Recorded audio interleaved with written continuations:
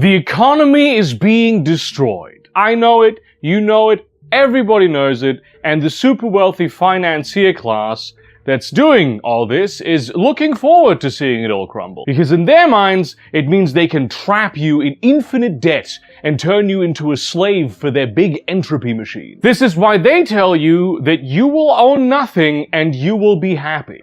It's a threat. You will be happy or else. But I'm here to tell you that there is an alternative. Instead of owning nothing, you could own a piece of pretty much everything, because quite frankly, a piece of everything belongs to you. It's your birthright as a human being. And the financier class really don't want you to know that this can be done. Did you know that you can have all the benefits of having a landlord and also the benefits that landlords sort of pretend you have because of them, without the need for a landlord? Did you know that it's possible to actually be motivated to do your job? To like show up at the office and feel like you're contributing to something that you are a part of? Did you know that it's possible to live in a world where everything isn't a scam and everyone isn't constantly trying to pull a fast one on you? Did you know that you don't have to be in crushing debt for the entirety of your life? And that a faceless mass of ultra-rich people don't need to be able to hold that over you like a loaded gun to make you live the worst life imaginable? Did you know that it is entirely possible for you to be happy, but the people who own the world just sort of decided that you shouldn't be? In the wake of the 2008 financial crisis, the Italian government, like all governments of the world at this time, was faced with a problem. They liked having an economy where, people worked, they made products were sold, but because of a bunch of cokeheads in New York wanted to do a big scam and make a lot of money selling nothing, companies were failing all over the world. And without companies, workers go unemployed, machines go unoperated, products go unmade. People who need those products lose access to them. They lose the ability to do the things they need to operate their own machines and make their own products. It all stalls terribly, and that's what economic collapse looks like. But they thought, hey, all these workers in the companies that are going bankrupt, they want to be working. They want to continue operating the machines. It's the bosses who don't want to pay them anymore. Why don't we use our generous unemployment benefit program to let them pool their benefits and buy out the company from those bosses? And then the workers can keep working there. And this simple scheme saved a huge amount of companies and jobs from disappearing. The survival rate of these co-ops was almost twice as high as comparative non-co-op businesses. People just sort of stayed employed. The corporations kept on trucking. Goods were manufactured. Services provided. And after the crisis was over, those workers were by and large making more money than they would have if they weren't co-owners. But how? If these companies were going bankrupt, unable to compete in the economy, how did the simple act of handing them over to the workers save them? Worker-owned cooperatives have for a long time been known to be much more resilient, especially in times of crisis, than corporations owned by individual stakeholders. A lot of these companies didn't need to fail at all. They were just sort of abandoned by their owners because they were struggling to generate profit. This is all a bit simplified, of course, but Italy has a lot of experience with co-ops. They didn't come up with this scheme during the financial crisis.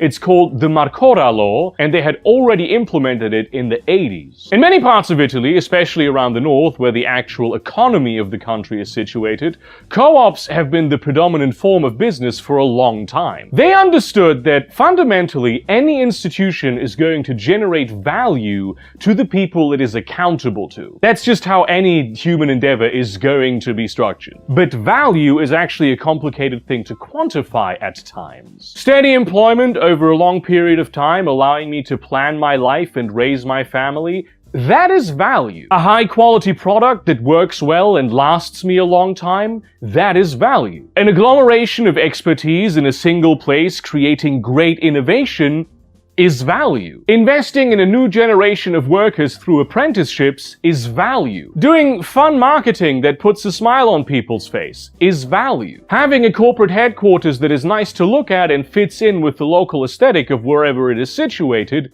is value. But how do you put a number on these things? There are institutions for which this sort of arithmetic has been made, though they're rarely private companies. NASA famously is very expensive to run, but they did the math and found that just sort of having this many smart people develop technology together and then making the patents semi-public, essentially for free, has created immense economic opportunity. And what they didn't even quantify was what the optimism of space exploration has done for the human spirit, or what collaboration between space agencies has done for international relations. More common example, we all understand that libraries create immense public value by giving everyone access to wisdom, knowledge, and education. No sane person is out there hating on the library. Who benefits from these abstract forms of value? Well, it's not the owners of the company, I can tell you that much for free. The only value that benefits the owners is profit. The bottom line. A surplus of money generated that can go into their pocket. It's also very easy to quantify compared to all this other stuff. The problem is, of course, that in a way, profit removes value from the company. It does not get reinvested into the company. By definition, profit is the money that is left over after reinvestments. And in the overwhelming majority of cases, it removes that value into the pockets of people who don't actually contribute anything to the company. They just happen to own a piece of it. Usually because at some point they, or often one of their ancestors, fronted the company some money. In a world where that means they are now owed infinite money back forever. We love stories about like how the founder of the company owns the company, but that's rarely a reality. We love to talk about innovation, but the innovators work for the company. They will not be seeing the profits from what they do. The company owns their work, and they will squeeze them as much as they can. When the owner of a company contributes to its operation, they do it in the form of their labor, in which case they should be paid accordingly. Sometimes these sort of people put in a lot of work that needs to be rewarded, but literally every single cent is not accordingly. Administration, management, leadership, these are labor. Even important labor. But that's being a manager, not an owner. Having an owner does not do anything for the company at all. And why would it? What does being owned do for anyone? Owners are going to optimize everything they can in order to make sure the only type of value the company produces is profit. This is why when the workers become the owners, the structural priorities of the company as an institution change in such a way that it will weather the storm of economic turmoil. The whole point of the company ceases to be generating value for owners. Now it needs to generate other forms of value as well. Now, historically, owners have been much more closely linked with the companies they own. They sometimes knew their workers or lived in the same overall communities. They cared about legacy, being liked, and thus allowed corporations to also generate other forms of value, because it was to their own benefit. Never as much as would have been ideal, but at least there was something. But that is no longer the world we live in. Nowadays what happens is that profit takes money out of the company and moves it into the wonderful world of finance. The economy, trading, futures, financial instruments, esoteric math magics that somehow make trillions of dollars doing nothing in particular. It's gambling. It really is just gambling. It's a lot of very complex and sophisticated gambling wreathed in layers and layers of euphemism and deception. It's a big casino for the ultra wealthy, the Epstein class. That's what I mean when I say financier class. There are, of course, also ordinary people with money in there, mostly in the form of retirement funds. But what ordinary people have in there is crumbs compared to what the ultra-wealthy make. And they're the ones who duped them into putting the money in there in the first place. In fact, that money mostly serves to make sure that when the ultra-wealthy lose, there is something to plunder and make up their losses. Aside from taxpayer money, of course. They will be betting against your money, make you go long while they go short. They own the hedge funds that control your 401k, and they are going to insider trade because there are no consequences for these people destroying your grandma's life savings. The problem with the finance economy is that it doesn't actually do anything. It produces nothing. It's bets stacked on top of bets, endless networks of middlemen trying to make a quick buck by screwing over everyone else. That money does not recirculate back into the actual economy of real things.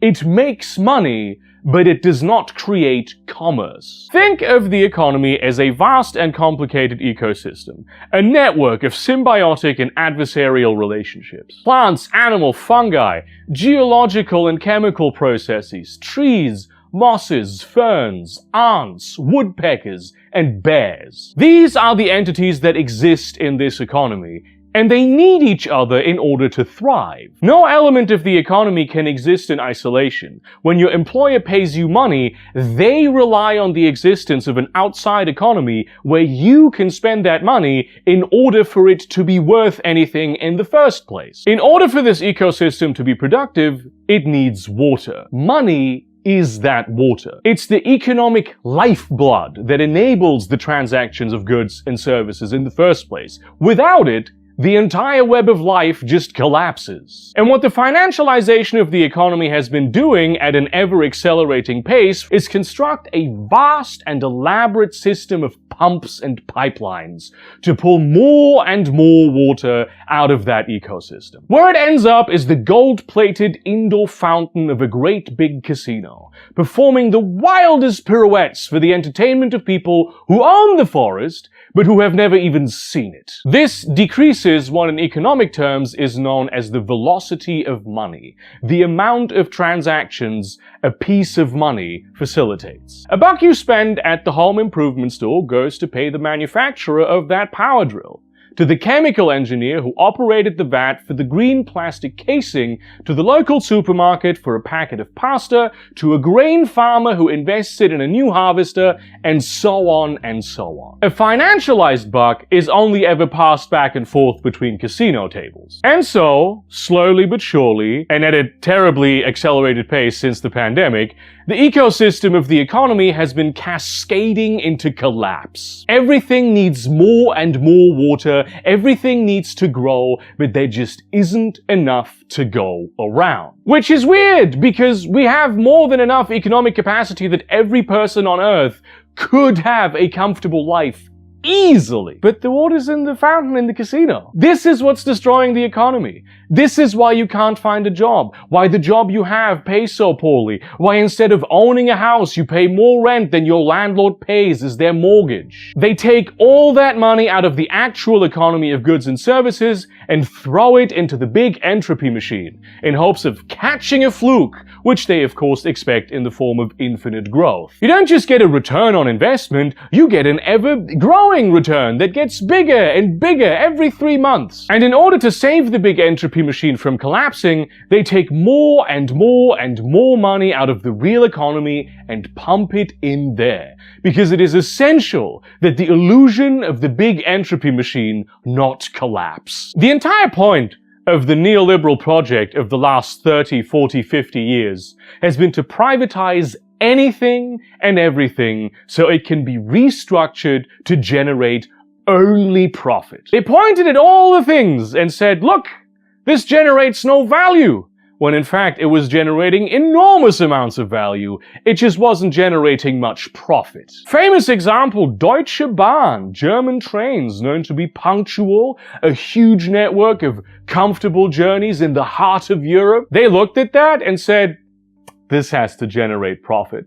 And so even though the German government is still the owner, they have restructured the company for profit seeking. And the only thing that has happened is that trains are now notoriously shit to travel with in Germany. If they show up at all, they will be late. They will be uncomfortable. The workers will be underpaid, and the prices will be astronomical. Meanwhile, countless stations have been closed. Many, especially rural areas, are no longer served by this essential form of public transportation, devastating local economies. And that's just one pretty famous example. You've probably seen worse. It's not just public assets being privatized, of course. Every business is being cashed out for casino chips. The Epsteinite financier class is liquidating the entire economy to fuel their gambling habit. This is what private equity is all about. They buy a business and then completely ruin it by ruthlessly pulling every milliliter of profit out of it until it is completely desiccated. Businesses that might otherwise work are no good to the financialized economy because the process of providing goods and services is suboptimal. There is overhead to making typewriters and selling soda, and it's a much easier return on investment to leverage that business to make empty money on the stock market. You just put it up as collateral as you borrow money to gamble with, and maybe you get lucky enough to pay it back. You and me, we live off making things. To these people, making things is a loss. This is why everything is constantly and shitifying. Even trustworthy big-name brands where you pay for quality are now flimsy because there's more money to be made selling the reputation of that brand name than to continue making good products. The financier class, ironically, has no investment in the things they own. They do not care about making a good product to compete in the market. There is no actual risk to them. They own 1,000 other businesses they can ruin tomorrow. And selling everything quickly just so happens to be making the most amount of money right now. They don't even want there to be a strong economy. They just want to own you so they can pass money back and forth between themselves while you build their mansions. If the entire economy becomes a series of scams, it's not their problem. They'll be the ones doing the scamming. You end up the one being scammed. It's actually historically unprecedented that in order to secure your means of subsistence, you would have to work for someone else. Very, very recent thing. Usually people just sort of had access to their stuff. The stock market has only been around for a few centuries, and the stock market as it exists today has only been around for a few decades. It's an unnatural process that stops the circulation of the lifeblood of the economy. The relationship kind of goes the other way around too. You may very well think that the economy is something you profit from. So when it's doing well, you think you're going to benefit from that. When in fact, it is the engine through which wealth is extracted from you. The only thing that trickles down is the spit. This is not an accident. The outcome of a system tends to also be its purpose. The problem with capitalism is that eventually you run out of other people's money. But until that has happened, they've built the system to take away all your resources as a worker. Of course, if you know this, you will be against it, naturally. So the financier class needs to weave a complex deception to ensure you remain compliant. A lot of money that could be more productively used is spent on this propaganda. They want you to think that you don't deserve your resources, that they don't belong to you, that their ownership of the world you inhabit is divinely ordained, and you, the person doing the actual work, deserve only to be exploited. You should be grateful that you receive crumbs. They want you to think that they are the ones who are indispensable to the economy, the pump that runs the water through the ecosystem, that they are the engine that drives commerce. But as we've established, this is not commerce. This is gambling. The unfortunate truth of our age is that a job creator is someone who figures out how to threaten you with starvation unless you do something you don't want to do. You can see their mentality reflected in yourself. Why is it that you think the market is about competition, when the truth that is obvious to anyone who thinks about it for 5 minutes is that in order to make something, you need to work together with others. Everyone just seems to be looking for the latest get-rich-quick scheme to get ahead and trick some suckers into giving them enough money so they're wealthy enough to escape reality. Nobody wants to work anymore, especially young people. And why would they, really? There's nothing to be gained from it. It's a symptom of a deeply diseased economy that the way to make a good life for yourself is no longer to do a good job, but to run some sort of pyramid scheme. And this adversarial scam mentality makes the economy so much less efficient. It's not complicated. Things just work better when you're not expecting everyone to stab you in the back. But everything always has to be maximally inconvenient because middlemen must have their niches. Everyone is trying to be that middleman who gets a cut from the work of others without actually having to put in any work themselves. When there's a new infrastructure project, bullshit panic is drummed up to make endless environmental impact reports by law firms who specialize in stealing taxpayer money that way. No one involved actually cares about the environment. Corporations destroy perfectly good product they make all the time, creating artificial scarcity to keep the price high. It is a very inefficient use of production capacity. They let factories and production facilities sit empty because they have much more value as an asset that can be leveraged to borrow money against. And they don't want anyone else to use them to make product either because they don't want there to be more product. Property developers create legal landscapes in which actually building things is excessively difficult, so the value of the things already built can appreciate. They are increasing the price of production needlessly. Nobody lives in those places, by the way, but they are a speculative investment vehicle that can be leveraged to borrow money and then make more money on the gambling market. And they didn't even acquire all that wealth. They inherited it from people who acquired it in ways that we today might well consider theft. And if you can't get ahead in a world where infinite resources are wasted on creating friction and competition where things should run smoothly, it's your fault for not being ruthless enough. Only bad people would create a world where you have to be a bad person to succeed, and then blame good people for not being evil enough. But you know as well as I do that if you are a good person, all you get to be is the sucker for them to exploit. One of the great indicators of the scam that is the financialized economy is GDP per capita, which economists have long pointed out is a terrible way of measuring the quality of an economy. The gross domestic product is every transaction of money in an economy put together. I pay you $100, I get to slap you. You then pay me $100, you get to slap me. We do this 10 times, and we have created $1,000 of GDP. Most of this, especially in America, is the money passed around the great big casino. Some of this they have to estimate, like for instance the retail of black tar heroin to teenagers, someone hiring a hitman to kill their ex, the gambling proceeds from dogfighting rings. That's all part of GDP, by the way. You know what's not in there? You helping your grandma carrying the groceries upstairs. A mother comforting a crying child. Your neighbor lending you a set of pans for the weekend.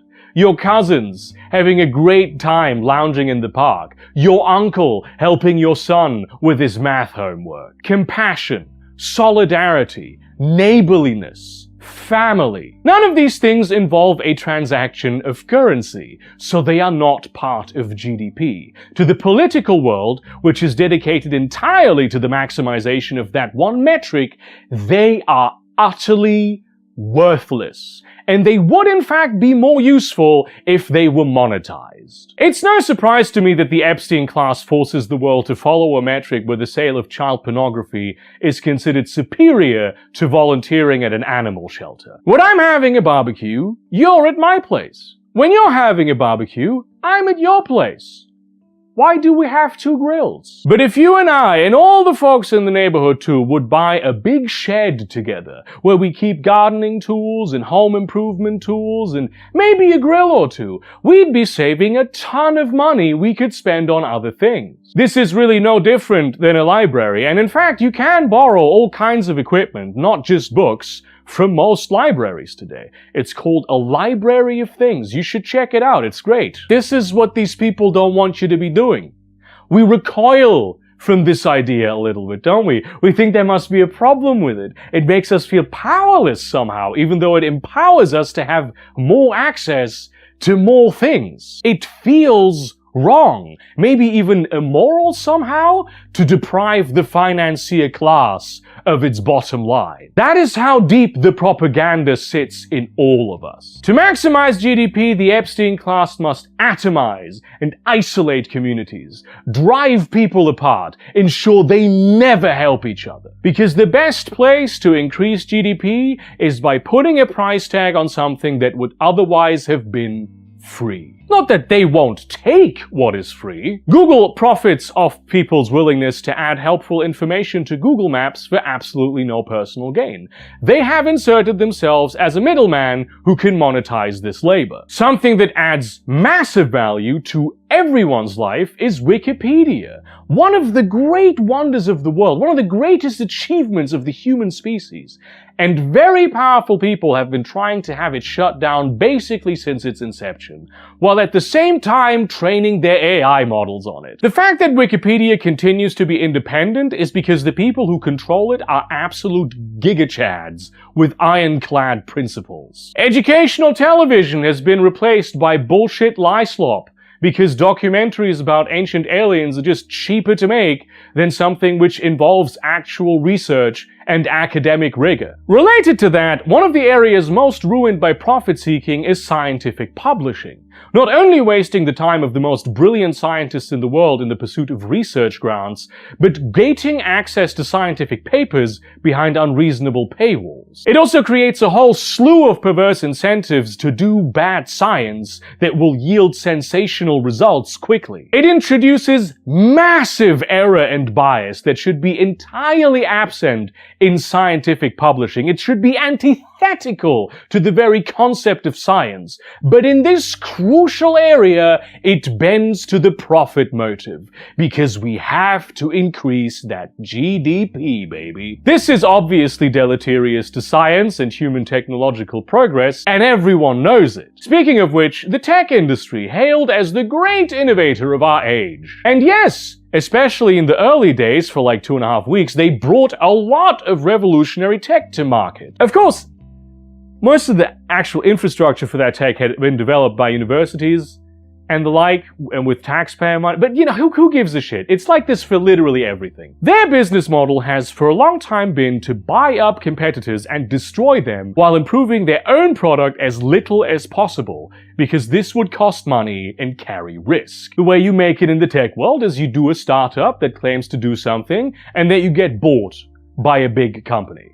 That's if you're lucky. Sometimes they will just steal your shit and then silence you every way they can. This has been happening from day one. The reason Elon Musk is as wealthy as he is because he made a shitty PayPal competitor, and in order to keep their monopoly, PayPal just bought him up with a deal that included stock options. Since the inception of Silicon Valley, its primary product has been the strangulation of the inevitable innovations in information technology. A huge number of projects have been destroyed by big tech companies precisely because they might offer superior products, which these people really do not want to come to market. But you have AI-generated code in your Windows 11 now. The reason we don't have easily interoperable platforms is because someone needs to make them shit by extracting a profit. This is why every tech product is getting worse, why Google constantly shuts down services.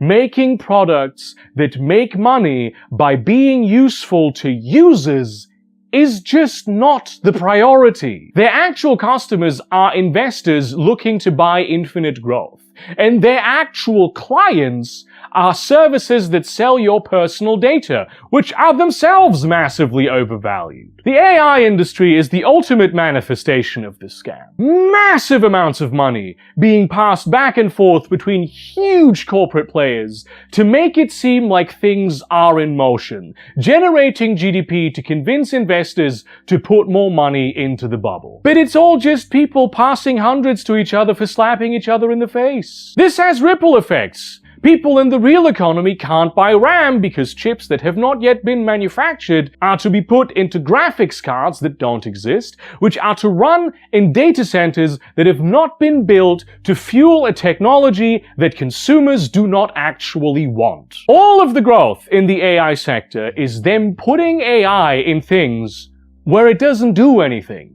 And nobody wants it, where it usually makes things worse. But now the managers can put on the presentation that more users are using AI. This is inefficient, but it's what happens in financialized economies. And listen, deep learning is a genuinely cool technology, but all the stuff that sees actual investment is shitty image and text generation, which are the things that this technology is arguably worst at. But it's flashy enough to create a lot of publicity. And what the people who own all the money in the world are really being sold is tools to control the population by making you stupid and surveilling your every move. Right now, the AI bubble is the only thing making the GDP balance sheet of the United States look good. The rest of it is an actual economy deep in recession. Everyone on the ground knows, while there are no jobs, there are plenty of things to do. Everyone can see the crumbling infrastructure. Everyone can see the people who need help. Everyone can see the havoc wrought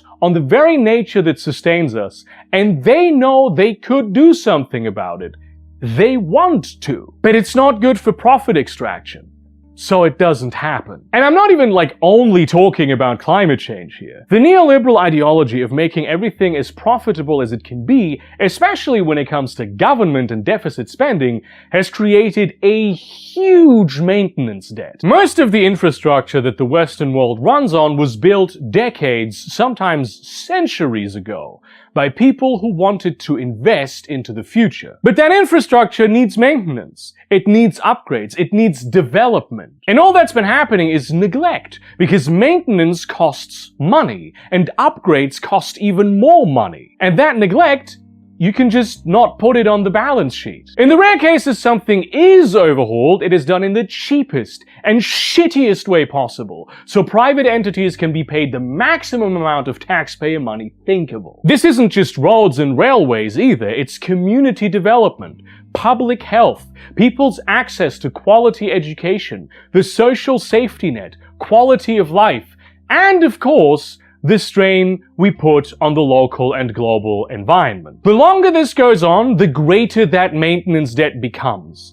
And it's rising exponentially. The reason you do maintenance is to avoid very costly disasters down the line. Climate change is only the clearest example of this. It was created by profit-seeking, and it is already creating massive losses. But all the economy is focused on is extracting maximum profit right now.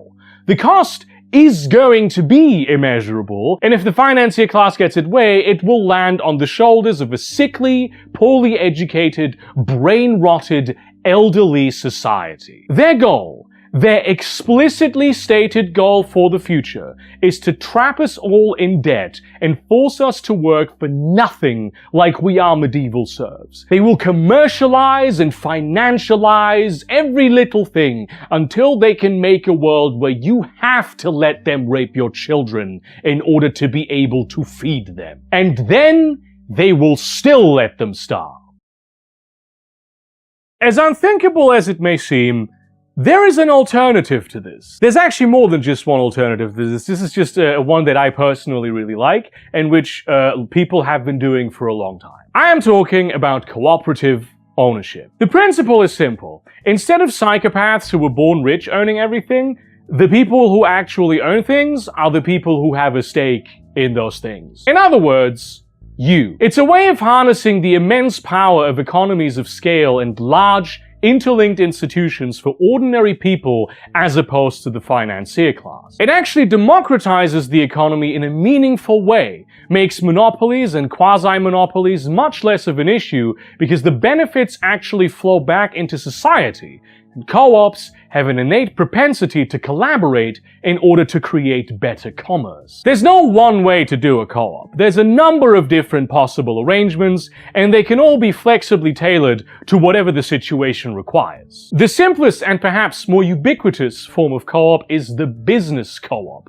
where the employees collectively own the business. The whole Italian thing. They don't just do it in Italy, but they do it a lot there. They kind of function like corporations do now, at least in their day-to-day. They just have no interest in exploiting their workers or their customers. When it comes to matters of company direction and policy, they vote.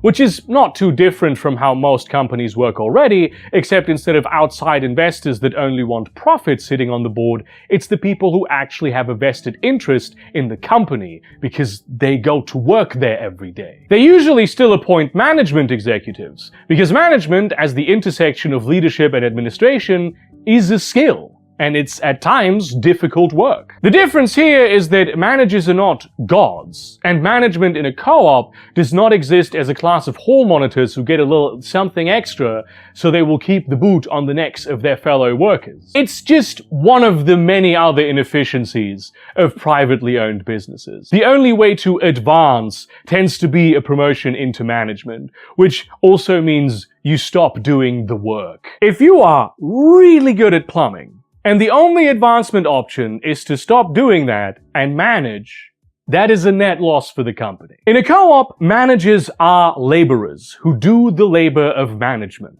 which is why co-ops do tend to have fewer managers. It's just not useful or efficient for them to have a whole cadre of self-important fuckwits who do nothing all day except massage the numbers into making themselves look good. Co-ops often still have salaried positions, and some of those salaries might be bigger than others. The key is that profits are distributed among the worker owners of the company, either equally or according to a specific distribution key. Some larger co-ops are organized in federations, where the employees of a local branch own that local branch, and then each local branch owns a piece of the overarching co-op that coordinates everything. Mondragon, the biggest co-op in the world and one of the most important economic players in the Spanish economy, works like this.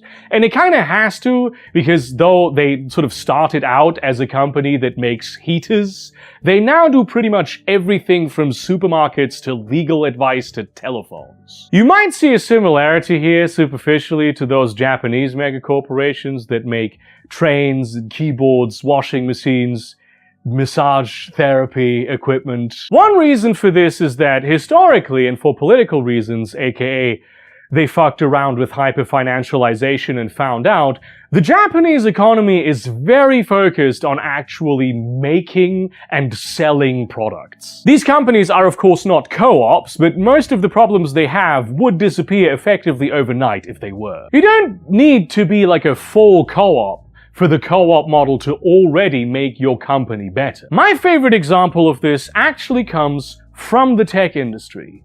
Valve. Now, Valve is majority owned by Gabe Newell, who is also a very principled guy, but a huge amount of it is owned by its employees, and Gabe Newell very strongly believes in workplace democracy. Valve is far from perfect, of course. They fuck up and make questionable decisions all the time. But there is a reason why people stick to Steam over years, in decades, in spite of a plentitude of alternatives. There is a reason why Team Fortress 2 has such staying power, and why people are still excited for the studio's next shooter. They are reliable. They want to sell their platform as a good product, while every other sales platform constantly shoots itself in the face by trying to run scams and shitifying their service the moment they feel like they have some sort of captive audience. All Valve needs to do is have any amount of interest in its customers whatsoever, prioritize them only a teeny little bit,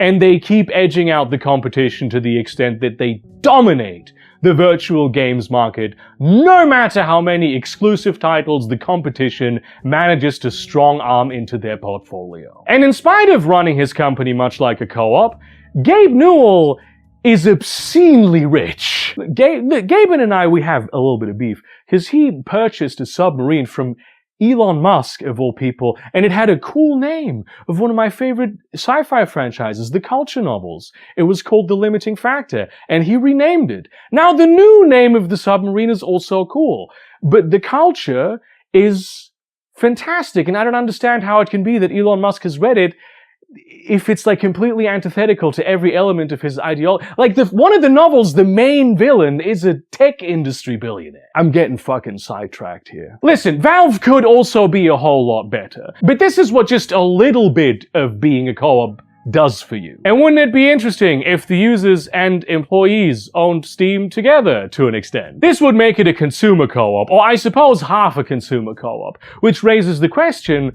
what if you could own your local supermarket? If you often go to the same store, as most people do, it's not unlikely you already have some sort of customer loyalty card that gives you shitty little trinkets by making you feel like a great saver. What if that card just sort of made you a co-owner?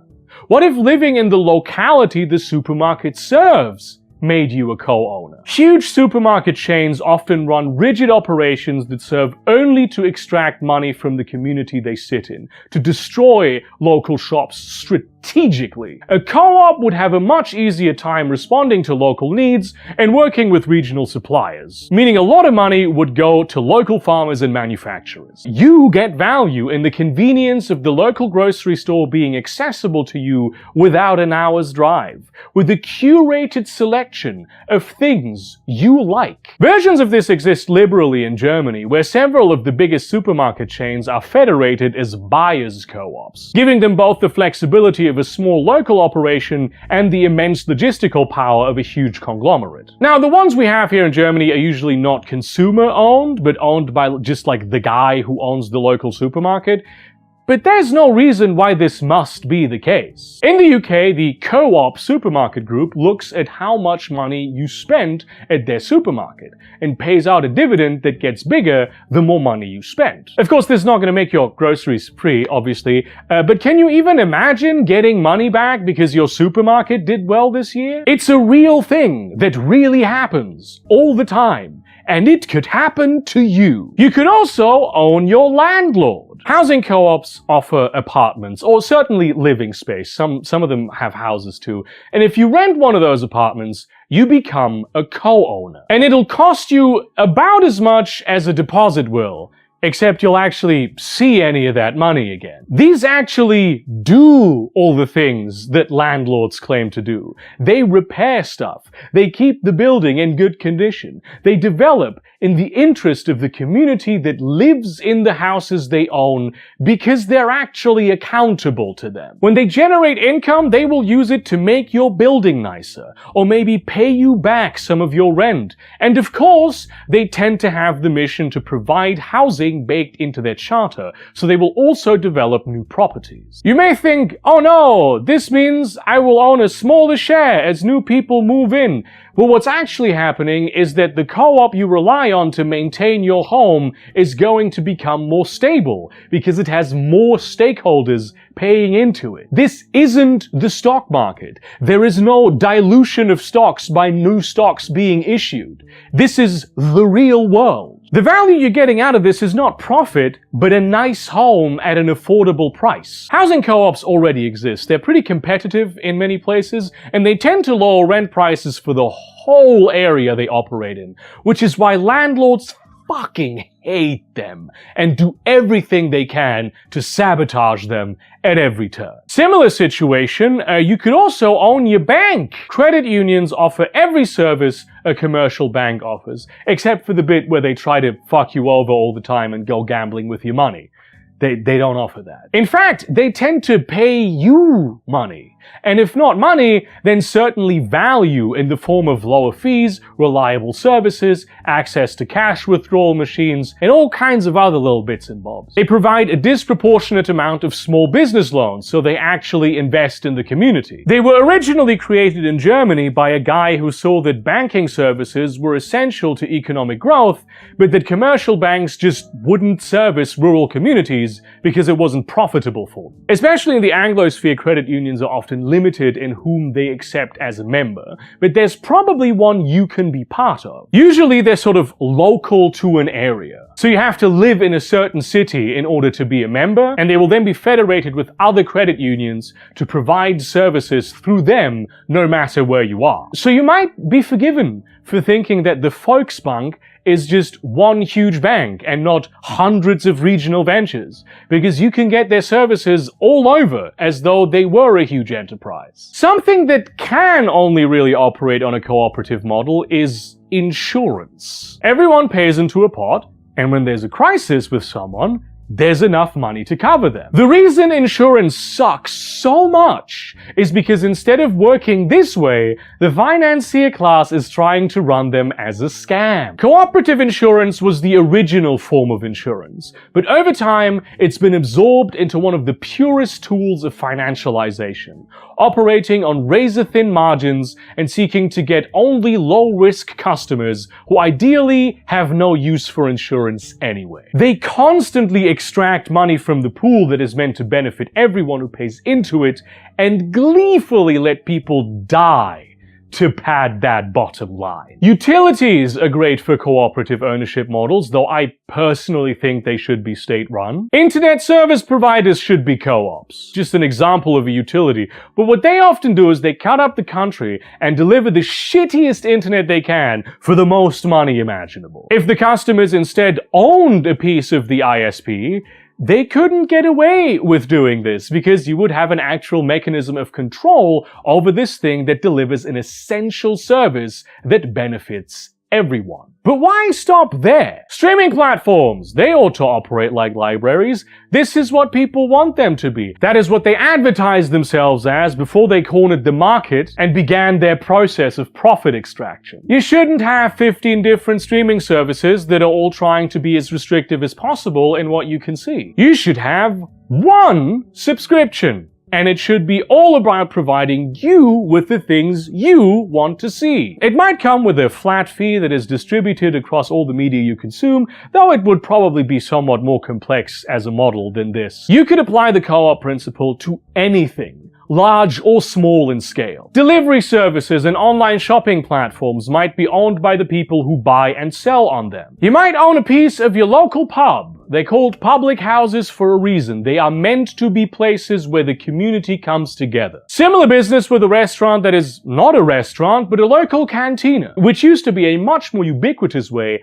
of getting your lunch, and certainly more cost efficient. The space could double as a community center. And that's what a lot of this is about. Fostering a shared sense of community and investment in the assets we all share. Instead of some billionaire, you might own a piece of your local sports ball team. There's a huge number of things where some variation of a partial or full co-op model could do wonders for commerce and the local community. So you might well ask, if this works so well, why isn't it already being done more? Well, it's not liability or risk. Business owners are rarely out there taking risks. Businesses as entities exist in order to absorb risk. And in a co-op, what risk remains is spread out over enough people as to not be a big problem. The simple reason is that not so very many people know about this. Many of these things are fairly recent ideas existing in unprecedented times. When I say recent, I mean they are in their most basic form at least sort of 2 centuries old,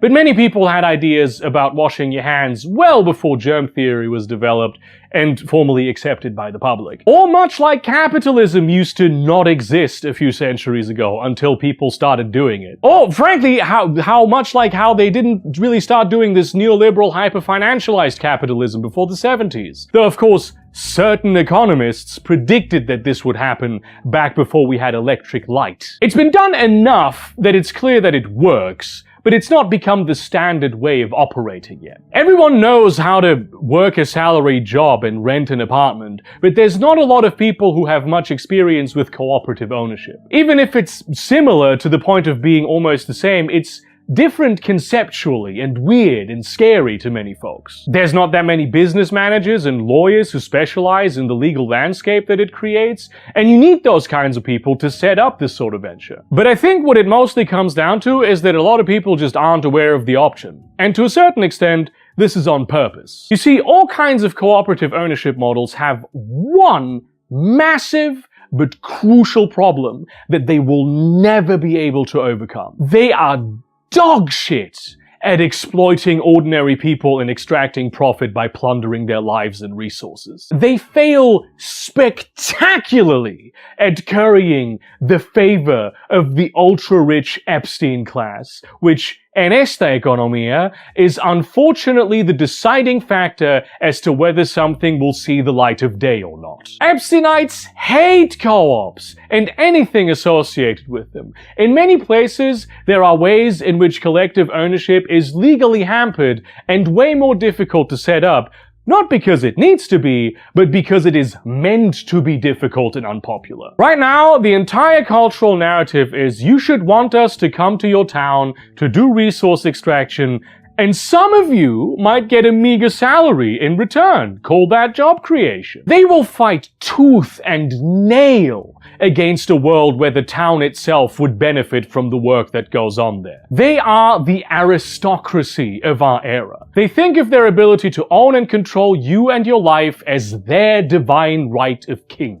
This is why the only future that they can envision is a future where you are a debt slave. They want you to give up on the very idea that a better world is possible so they can justify taking more shit from you. And the few of them who do not bathe themselves in the arrogance of willful ignorance are terrified.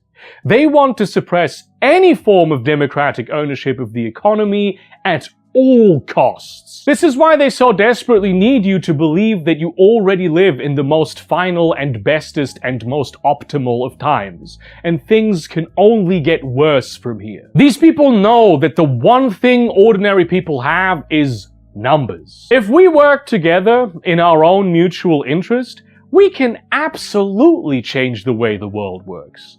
We can just do all this cooperative stuff. And people are doing it. Not through superior violence, but because we are the world which they seek to rule. You will always have the power of you being someone who actually makes things in the real economy. This is why the most important thing to them is to make you think that everyone is out to take something from you. Everyone is competition, and there are people out there whose very existence is in some way damaging to yours. They want you to hate thy neighbor, because they know that if you love thy neighbor instead, you may link arms with them. And if enough neighbors do this, soon an entire world will exist that refuses to be exploited. You don't need to find a way to escape life in society. You don't need to cheat the system. Every single person out there is a potential ally, a friend who shares your best interest because you have the same best interest. The Epstein class will do anything to prevent you from realizing this. They invest copious amounts of money into creating their own propaganda of cynicism, to drown you in meaningless brain rot and rob you of your ability to hope. But you know you're being exploited. These people are just trying to make sure you think it's anyone but them who's doing so. They need you to think of them as the job creators, when in fact it is you who does the actual work that creates value and the economy. And it is you who actually buys goods and services that will see others get paid. They are nothing but parasites on the economy, and the best thing we could do as a species is to rid ourselves of them. We can just make them obsolete. Co-ops are just one of the many options that exist in order to make that happen. And none of these options need to be the exclusive thing that completely changes the world on its own. Any of them will get some part of the job done. I've already mentioned the library of things in this very video. There's many videos out there who go way deeper into library economies. For certain things, and in certain aspects, it might be a good idea to take another look at planned economies. One of the main reasons why they failed so often was a lack of access to information and undemocratic control. And we currently live in what is called the information age. There's some pretty big nerds who would love to crunch that data in order to make sure everyone has enough to eat. Both Walmart and Amazon are arguably planned economies at this point, and they seem to be doing fine. They're just sort of directed toward profit extraction. As an aside, it is kind of telling that we joke about how under socialism people starve, but it's capitalism out there and people are in fact starving. The story we tell ourselves is that under socialism, we might be the ones starving instead of others. That's like every picture of like, oh, we compare socialism and capitalism is always like an image of a regular like apartment buildings in a favela in Brazil. And it's like, you're just showing capitalism. That's just what that is. But the truth is that starvation is a failure of socialism and an innate feature of capitalism. The threat of destitution is necessary for you to make yourself exploitable. There's much more esoteric ideas out there as well, and much simpler things like actually expecting better from your politicians that you elect into office. Unionization, you should be in a union, you should unionize. Because the government should be the ultimate co-op interested in the well-being of all. It's just been sabotaged and financialized to all hell. Because of course, the other problem with capitalism is that you eventually run out of public assets built with taxpayer money to sell to your cronies for a fraction of what they're worth, so you can pay 10 times the amount of taxpayer money to keep them running with way worse outcomes. Particularly in the tech world, there's a flood of opportunities coming up now. Cory Doctorow gave a talk recently where he goes into that, and it's wonderfully hopeful. All of these options are available to us to reclaim the things that were stolen from us for decades and centuries. And also to build a stronger, more interlinked, more mutualistic, more commerce-driven economy that actually produces quality commodities and distributes the benefits fairly. Thank you very much for watching this video. Like, comment, subscribe, and share this to your relevant communities. I'm especially interested in learning things. Many of you are going to be working in co-ops. Let me know what's going on there. Consider buying some of my merchandise or my novel. It does have a little bit of socialist themes in it. Unusual for a sci-fi western, I know, but they're also not like hyper-dominant. I feel the need to apologize for my recent absence. I had to take a mental health related medical recovery type break, followed by a physical health medical recovery type break, followed by my ADHD meds running out because my doctor was on vacation. But I'm also growing and changing as a person, so I won't apologize for my normal human body being a normal human body. And also not my doctor. He deserves a vacation. He works hard. And in that spirit, found a co-op, join a union, and see you around, friends.